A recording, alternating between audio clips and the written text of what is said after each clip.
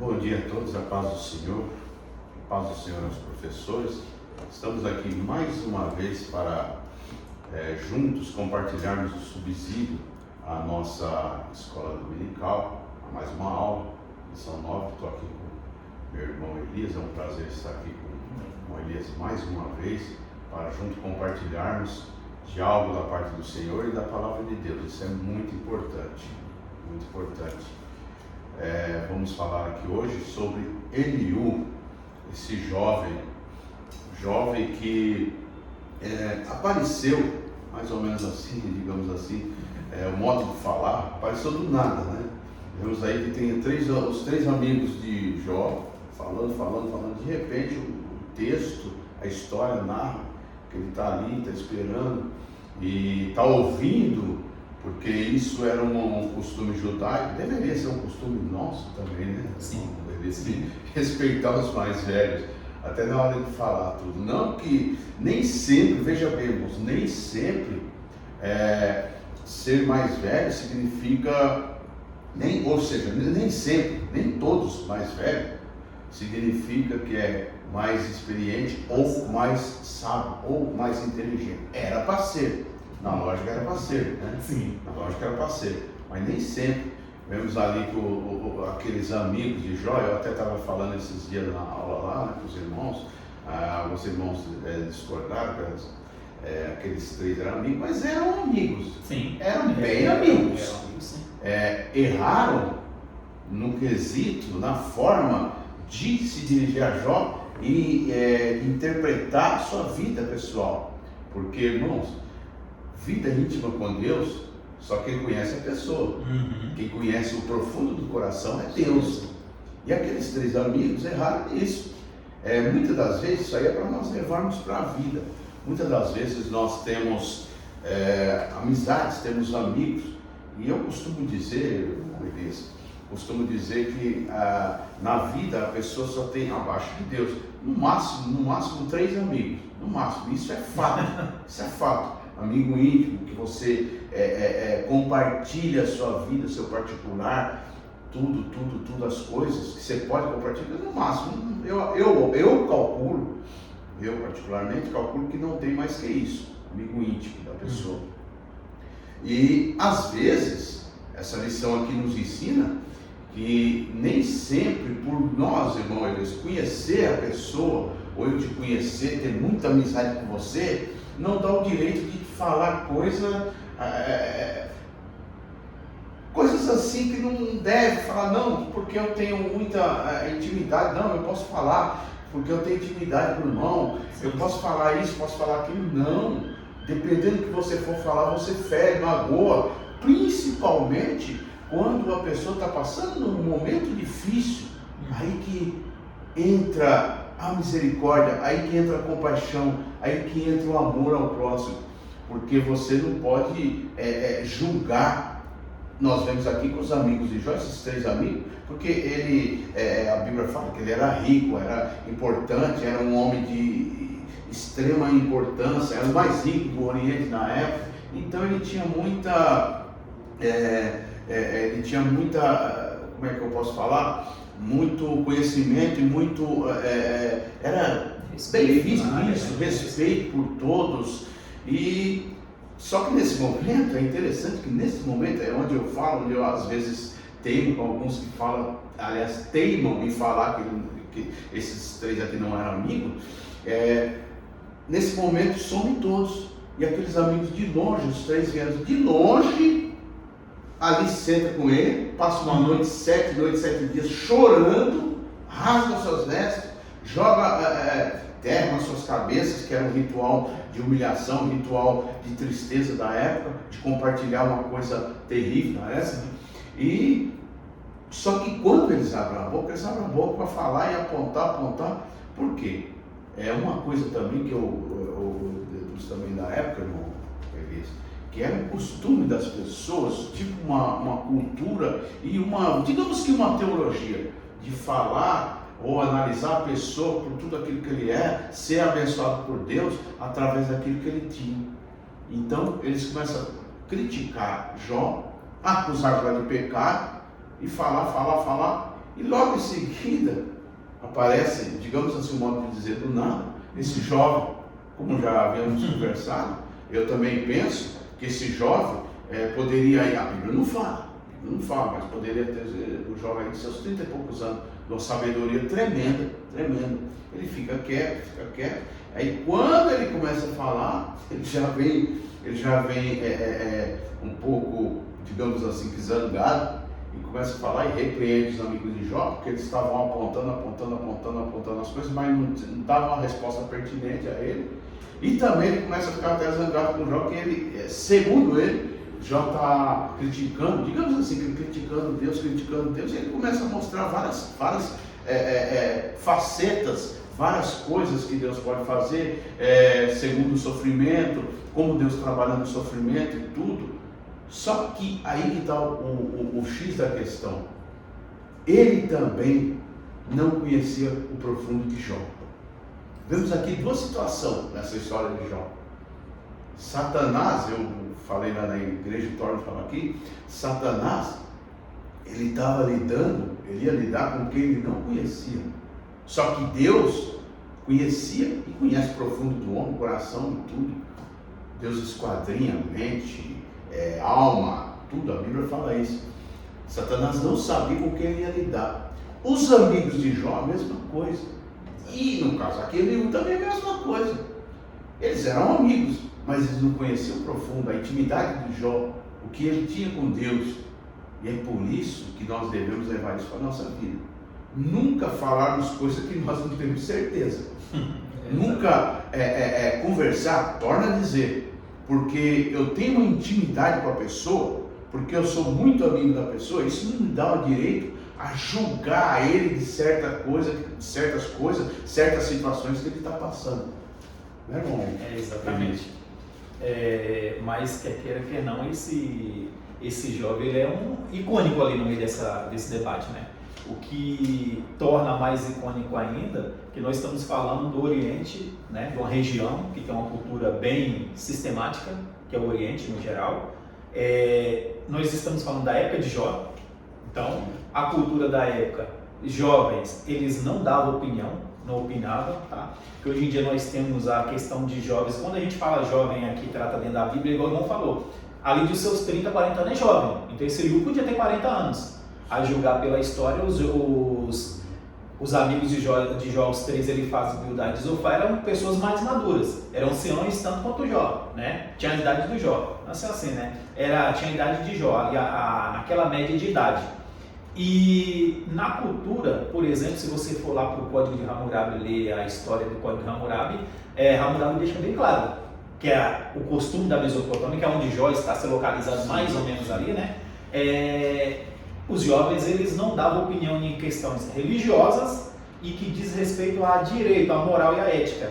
Eles davam opiniões sim, era convidado a buscar sabedoria, conhecimento, participar das coisas da sociedade, era até, vamos colocar assim, uma exigência que houvesse essa participação, porque era uma espécie de discipulado, né? Mas eles não omitiam juízo de valor nem opinião sobre nada, tá? Quando a gente vai para, por exemplo, para a filosofia, irmão Renato, Sócrates, ele rompe com isso.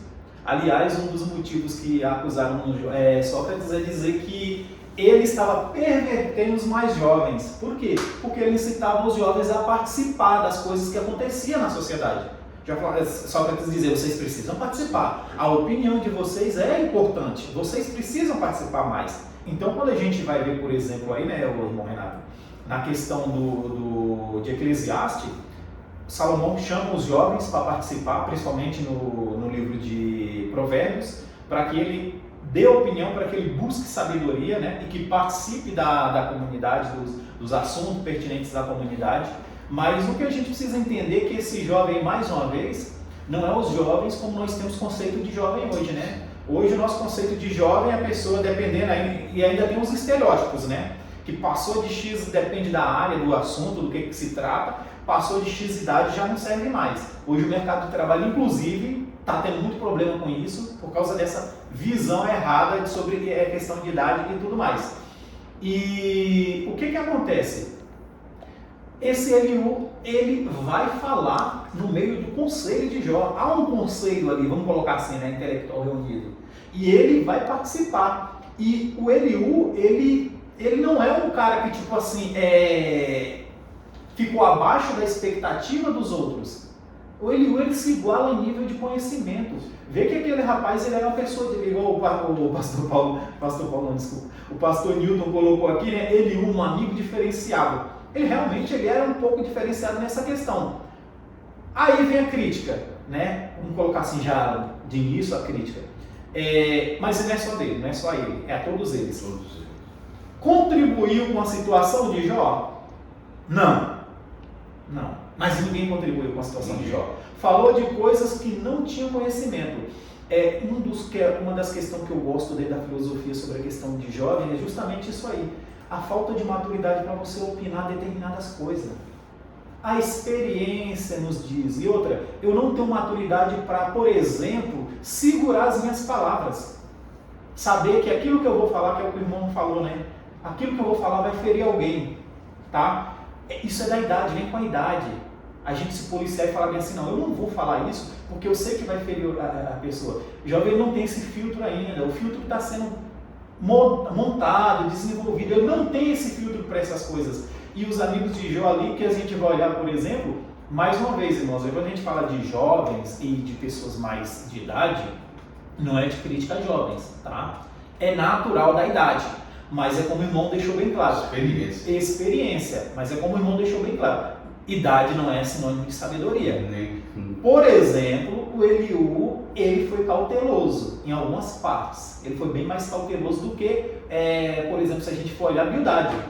Bildade tocou num assunto que, sinceramente, terrível. Quando ele toca, Jó já está ali quebrado, moído. Ele vai e vira para Jó e fala bem assim, será que não é porque Deus levou seus filhos, não é por causa do pecado deles? Ou seja, ele insinua que a causa da morte, é Bildade, né? Que a causa da morte dos filhos de Jó era pecado. Gente, naquele momento, falar uma coisa dessa, que falta de prudência e de sabedoria. E, no entanto, nem Eliú fez isso. Falta de sensibilidade. Né? Falta de sensibilidade. Então, quando a gente vai ver aqui essa questão do amigo mais jovem, né? E aí o pastor Newton coloca as suas origens e tudo mais, que é filho de Naor, o neto da descendência de Boaz, né? Que é um dos filhos de Naor e tudo mais. A gente vai ver aqui que realmente isso faz de Eliú uma pessoa icônica ali no meio daquele discurso. Mas, mais uma vez dizendo, entrou do nada e saiu do nada. A Bíblia não fala. E saiu do nada. Cortado, Deus começa a falar, corta Eliú e começa a falar. E foi ignorado pelos amigos dele, pelo grupo de conselheiros ali. Foi ignorado por Jó. Por Jó também. E foi ignorado por Deus. E quando Deus vai mandar corrigir, ele fala dos três. Ele corrige os três e ele é ignorado. Então, por que esse jovem foi ignorado, sendo que ele se saiu tão bem desse discurso, né? Colocando assim, claro, falou coisa que não devia. Mas, intelectualmente falando, ele saiu tão bem desse discurso, por que foi ignorado? Talvez o fato seja justamente por causa da sua idade, né? Ele não deveria estar opinando sobre aquele assunto ali. Apesar da teologia dele estar certa, na proporção errada, foi aplicada na proporção errada, mas ele não deveria opinar sobre aquele assunto. E isso nos faz refletir, mais uma vez falando, e aí não é crítica, é uma reflexão, qual é o nosso papel na sociedade, nos acontecimentos. E hoje em dia nós temos um problema gigantesco, porque falando de jovens, a sociedade de hoje ela dá vazão, ela dá liberdade para o jovem falar. Nós temos sim. Com a tal dos influencers foi mais além ainda, que aí já você não tem nenhum controle sobre esse assunto. O nome já diz influencers. Influenciando muitos. E você vê que nessa área de influencers, por exemplo, jovem a maioria é massacrante, a quantidade. Pessoas querendo influenciar pessoas que ele não sabe o que está falando. Ele não tem experiência para emitir opinião sobre determinados assuntos. Quer ver isso acontecer diante das tragédias, diante de política? É onde você vai ver muito disso aí, escândalos com grandes personalidades, principalmente quando envolve crentes, um pastor, aí você vê muitas críticas. Aí a pergunta é, você está preparado para emitir esse juízo? Né? Então a gente precisa tomar cuidado, né, irmão Renato? Porque é uma coisa também que cabe nós falamos aí, irmão Sérgio, irmão Elias, que nem sempre, falando aí de jovens, essas influências, nem sempre a minha receita de vida serve para o irmão. Tem até aquela famosa frase, nem sempre a receita de bolo é a mesma. Ou seja, para a vida é a mesma coisa. Exato. Nem sempre a receita da minha vida é para a sua. Cada pessoa tem o seu pormenor, cada pessoa tem seu problema. E falando aí desse jovem, um jovem que tinha uma teologia ou uma sabedoria quanto a Deus, era uma sabedoria extraordinária, excepcional. Sim. Muito pertinente o que ele falava quanto a Deus, só que quanto a Jó não tinha nada a ver. Agora, uma coisa que eu reparei aqui também, não sei se é por isso que o irmão comentou, né, que ele é ignorado praticamente pela Bíblia, a gente percebe, nós percebemos, é ignorado pelos amigos, pelos três, é ignorado pelo próprio Jó, e porque logo quando ele para de falar, Deus já fala e Deus também não comenta nele. Eu não sei se é por causa disso. Olhando os textos, as palavras dele, eu percebo aqui, irmão, ele disse que ele é um pouco arrogante. Eu grifei até algumas falas dele, no capítulo 36, verso 3, ele fala, primeiro lá em cima, no capítulo 34, verso 2, ouvi vós, sábios, as minhas razões, e vós, entendidos, inclinai os ouvidos para mim. Aí lá embaixo, no capítulo 36, no verso 3, fala, de longe trarei o meu conhecimento, e ao meu Criador atribuirei a justiça. Beleza, atribuirei a justiça. Ele já fala que de longe ele está trazendo conhecimento dele. E lá no quarto ele fala, que eu acho mais assim, meio que bem arrogante, né? Nítido de uma pessoa meio que arrogante e prepotente. Porque na verdade as minhas palavras não serão falsas. Contigo está um que tem perfeito conhecimento. Nunca. Por mais que a pessoa, alguns, vou falar alguns, não estou generalizando, alguns jovens têm isso. Né? Não, aqui está quem sabe, a gente acabou de falar dos influencers. Sim. Muitos deles querem dar uma receita de vida que não vale para o outro. Então, alguns, mas não é só jovem não, algumas pessoas têm isso. Principalmente quando a pessoa, isso é o mal do ser humano, quando ele começa a fazer algo, ou estudar algo, ou pesquisar, principalmente na área acadêmica. Tem muita pessoa assim, ele acha que ele já sabe demais, ou sabe mais que os outros. Não, nunca nós sabemos o suficiente que não é para aprendermos com o outro. Nunca. Sempre temos que aprender, sempre. Então, a vida da gente é uma construção, estamos em construção, temos que aprender um com o outro, temos que aprender. E aqui o irmão põe aqui no tópico um amigo mais jovem, Eliú, é isso que falamos, né? Um amigo mais jovem, ele vai escutando, escuta, e quando ele começa a falar, ele fala, não falei antes porque eu era mais novo que vocês eram mais velhos, então estou falando agora. Ele fala algumas coisas pertinentes, eu torno a repetir, pertinente quanto a Deus, só que quanto a Jó, nada. No tópico 2, a exposição teológica do novato de Eliú. Aí o irmão elenca aqui quatro itens. O primeiro discurso de Eliú. Em seu primeiro discurso, Eliú se mostra impaciente. Realmente. Ele começa a falar e já detona os amigos, porque vocês falaram, mas vocês não mostraram nada o porquê da situação dele. Aí começa também, já detona Jó, você falou de Deus, mas você tem que ter assim, bem paciente mesmo. O segundo, na letra B, o segundo discurso de Eliú, nesse discurso Eliú se dirige aos três amigos. Ele já havia ouvido as suas exposições e agora exige que eles o ouçam. Não, vocês têm que me ouvir. Vocês falaram, agora vocês vão me ouvir. Torna a dizer, a arrogância dele. Porque aqui está uma pessoa que sabemos, mediante tudo que é exposto ali, as palavras dele, é um jovem inteligente. Era um jovem temente, não vamos discutir isso. E era um jovem também, digamos assim, temente a Deus. Sim, sim. Era um jovem temente a Deus. Sim. Errou no que foi, como ele foi se dirigir a Jó. Mas era um jovem temente a Deus. E respeitoso. Isso, extremamente respeitoso a Deus. Não podemos esquecer disso, porque, irmãos, às vezes, isso eu estava comentando com os irmãos na igreja, às vezes nós começamos a falarmos de um por um dos amigos de Jó, e começamos a detonar, mas também temos que ver as qualidades também. Exato. Eram amigos de verdade. Foram os únicos que estavam ali. Foram os únicos. Erraram, volto a dizer, erraram no jeito, no modo que trataram Na Jó. teologia. Na teologia, errou na teologia. E esse, o Eliú, a mesma coisa. Isso eu achei muito bonito. Muito bem Ele construído, começa a né? descrever Deus falando que o sofrimento, realmente, sofrimento, o que ele fala aqui, é bem pertinente. Sofrimento, às vezes, irmão Elias, é para nos moldar. Nem sempre, só que aí que está, nem sempre o sofrimento é para punição. Tem sofrimento, sim, que é para punição. Tem sim. Agora, temos que saber diferenciar. Tem sofrimento que é consequência de escolha má minha. Tem sofrimento que é punição de Deus. Tem sofrimento que é consequência do pecado de Adão e Eva também. Sabemos as doenças, tudo que há na terra é consequência do pecado, de lá do homem.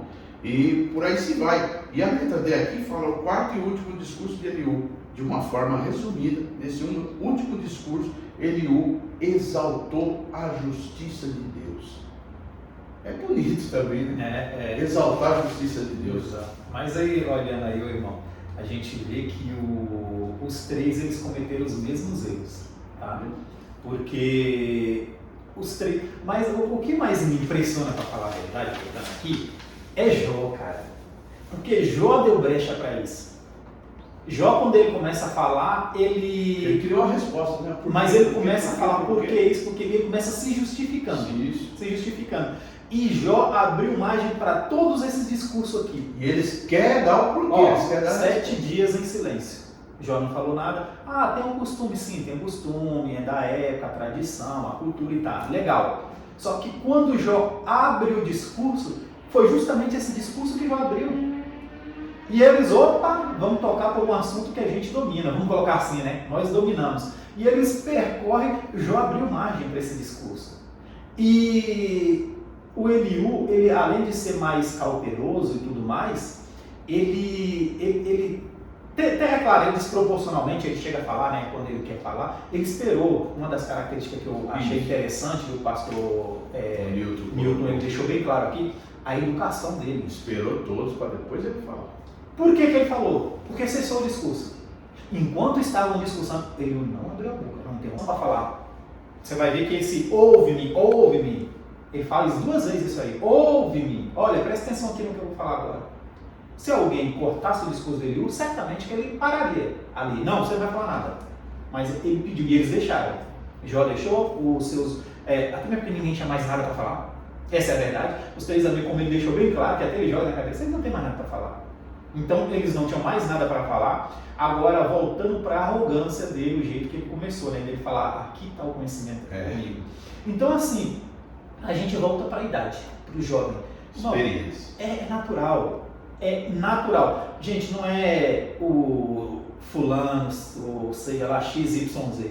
É natural. Por que tem uma cautela na cultura filosófica, cultura e todo tipo de cultura, com a questão da participação no jovem de determinados assuntos? Por que tem essa cautela? Porque não tem filtro. O filtro é experiência. Quando a gente fala filtro, para filtrar o que deve falar, o que não deve falar, é experiência. Sem experiência eu não sei se eu posso falar, eu acabo machucando pessoas, porque eu não entendo que aquilo magoa as pessoas, e aí eu também ainda não me importo com essa mágoa, eu não me importo que essa pessoa vai ser magoada. Por quê?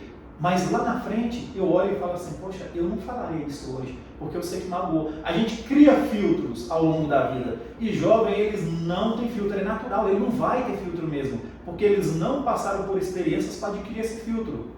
E então, aqui colocando a palavra que a gente fala arrogância, geralmente é levado para o lado negativo, né? Não, é porque é natural. Então, quando a gente vai olhando para essa questão aí, né, o irmão Renato, então a gente vê que tem é necessário ter um certo filtro. Então, quando a gente fala de jovens que tem certas áreas que, aliás, em todas as áreas tem que ter uma certa limitação. Tem assunto que eu não sei tratar do assunto, eu não posso tratar daquele assunto que eu não sei dele, né? Então, a experiência é o que dá filtro para os jovens que amadurecem o amadurecimento. Quando você amadurece, você pensa duas vezes. Coisas que você falava, você não fala mais. O estilo que você vestia, você não se veste mais. O comportamento que você tinha, você não se comporta mais. Então, há um amadurecimento natural. Então, por isso que as culturas, tradicionalmente, essa cultura tradicionalista, você vê muito isso no Oriente, Japão, principalmente, né? Você vê que os jovens, eles sim participam, até mesmo porque é uma espécie lá, diferentemente daqui, que aqui os jovens são jogados, vamos falar a verdade. No Brasil é cada um por si, na expressão popular, né? E Deus por nós todos. Só que não, né? Colocando assim, é cada um por si, Deus por nós todos. Então os jovens são jogados. Lá não, não tanto como vamos colocar uns 20 anos atrás, que com essas novas gerações, né? Mudou muita coisa no Japão, a gente vê. Eu gosto dessa questão da estudar gerações, né? Conflito de gerações e tudo mais.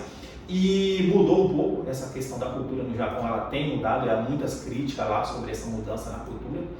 Mas você vê que os jovens, eles, determinadas áreas, eles não participam. No nosso país não tem filtro. Jovens podem participar de todos os assuntos, não interessa qual seja o assunto.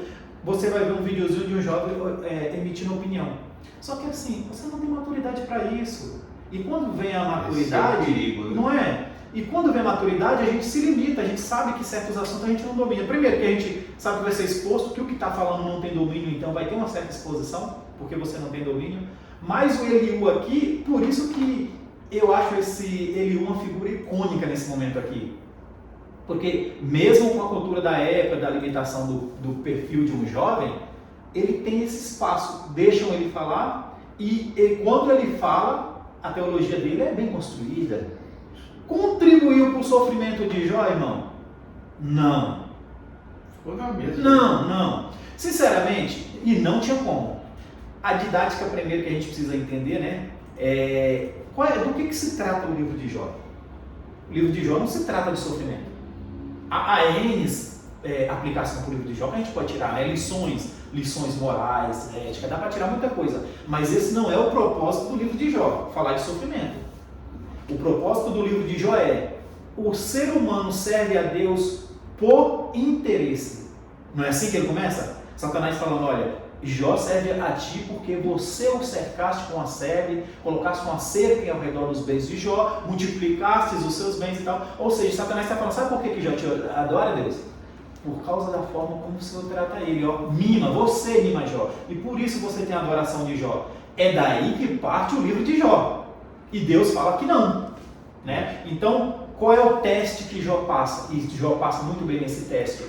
Para provar para Satanás que nem todas as pessoas que adoram a Deus adoram por interesse. Que há quem adora, que é o que a palavra de Deus depois vai lá na frente, a gente vai encontrar, aquela adoração em espírito e em verdade, e não em interesse próprio, né? Então, é essa a dinâmica do livro de Jó. Só que, vamos colocar aí, 90% do livro de Jó trata de sofrimento.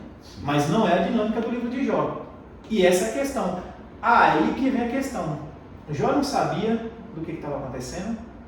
Os seus 3 amigos não sabiam, ele não sabia, ninguém sabia dos assuntos. Só Deus. Só que, mais uma vez, irmão, Jó abriu brecha para esse discurso aqui.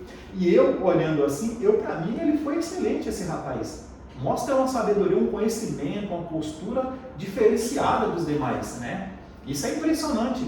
E aí, vem a questão da gente, claro que há certa limitação, mas há também uma certa privação e essa banalização da participação dos jovens nos discursos, nos problemas da sociedade hoje, ela veio justamente porque também, eu creio, na minha opinião, é claro, que ao longo da história a cultura brasileira não soube dar espaço, não abrir, fala o que você quiser, não soube, vamos dizer, administrar o espaço onde o jovem pudesse levar a sua opinião.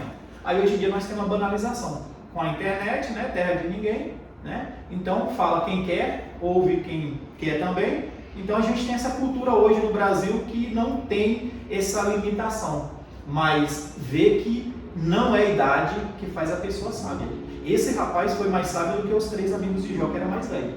Né? Deveria contribuir. Né? Deveria contribuir, mas contribuir com a história de Jó, com a situação de Jó, nenhum deles contribuiu porque eles não sabiam. Eles não trataram do assunto de Jó. Não sabiam do que se tratava. Eles trataram da angústia, da dor, do silêncio de Deus, de muitas outras assuntos. Mas, Jó, você servia a Deus por interesse, que era o que Satanás falou lá, e que Deus disse que não era, não foi tratado esse assunto. Né? Então, é isso que a gente precisa entender dentro da dinâmica do livro de Jó. Mas o rapaz aí, o Eliú, foi brilhante no seu discurso. Como o pastor Newton deixa, teologia bem construída, bem arquitetada, mas mal aplicada. Para o momento, não cabia na situação de Jó. Não é isso? Sim. Só para irmos para as nossas considerações finais, resumidamente, aqui eu faço um resumo Sim. de tudo que o irmão falou, o livro de Jó. Mas para mostrar que a pessoa não é para servir a Deus por interesse. E uma coisa que eu tiro a conclusão esses dias todos, esses meses que eu não estou lendo, mas sempre já li o livro de Jó várias vezes.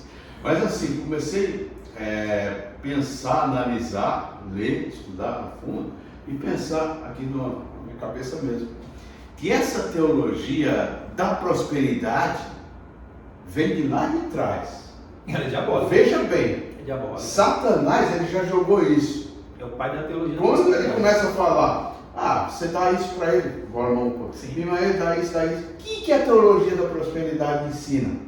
Não, se você aceitar, se você servir a Deus, se você trazer o seu dízimo, se você for fiel. E veja bem, muitos ainda têm a audácia, a capacidade, a bizarrice, eu digo logo esse palavreado, bizarrice de falar, não, Deus é obrigado de dar. Moralmente ele está obrigado. Você tem que dar, você tem que exigir. Quem somos nós para exigir alguma coisa de Deus? Quem somos nós, criatura, querendo exigir do Criador? E uma das coisas, irmão Elias, que eu tenho visto também, que eu fico chocado, e as nossas igrejas estão indo por esse caminho e por esse ensino, é da pessoa, dentro daqui desse assunto, cabe muito bem as pessoas falar, não Deus, quando a pessoa começa a sofrer alguma coisa, ao sofrer coisinhas mínimas, né? Digamos assim, relativamente comparando a Jó, sofrer coisinhas mínimas, área financeira, perdas familiares, nem se fala. Muitas pessoas acabam até desacreditando em Deus. E as pessoas, por alguma perda, por algum sofrimento, eles já começam a falar, não, eu não aceito, Senhor, eu sou teu servo, porque eu fiz. Ele começa a jogar na cara de Deus que ele fez alguma coisa. Agora, quem sou eu perto de Jó? Quem sou eu perto do apóstolo Paulo? Quem sou eu perto do apóstolo Pedro? São homens que morreram, os apóstolos principalmente, são homens que morreram por amor à palavra. O irmão acabou de citar também, na conversa anterior, do apóstolo Paulo. Ele sofreu, morreu velho, desprezado, totalmente esquecido pelas pessoas, por Deus jamais.